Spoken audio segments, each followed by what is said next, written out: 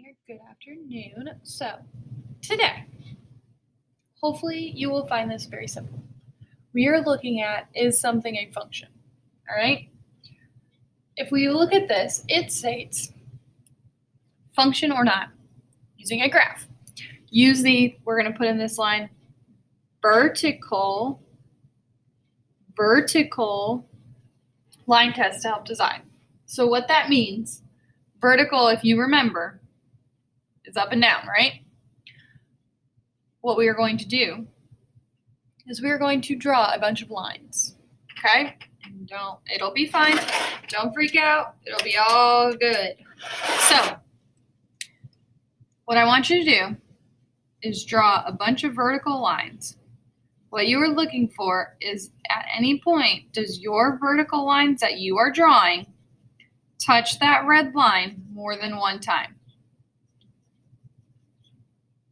Do you think it will? If I keep going, it will not. It'll only touch one dot on each of those lines that I drew. So we are going to put yes on this line. It is a function. All those vertical lines, no matter how many I draw, is going to touch one point on that red line at a time. Okay?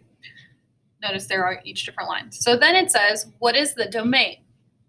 So see how there's arrows here? That basically means that it keeps going, right? So our domain is going to be negative, and we're going to put the infinity sign. If you are horrible at drawing the infinity sign, you're going to turn your paper sideways and draw an 8. That's the infinity sign.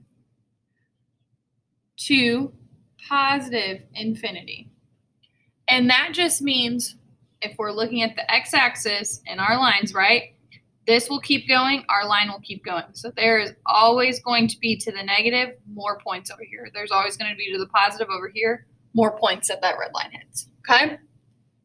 And our range is going to be the same thing, from negative infinity to infinity. From negative infinity to infinity. Got it? All right. We are going to look at the second one. Let's start with the same thing. Let's do those vertical line tests. Okay? There's none over here, so that really doesn't matter. So I'll start where the graph is, where the red line is. Well, the second one I drew touched 2 spots on that red line. So that means already, I don't even have to go any farther.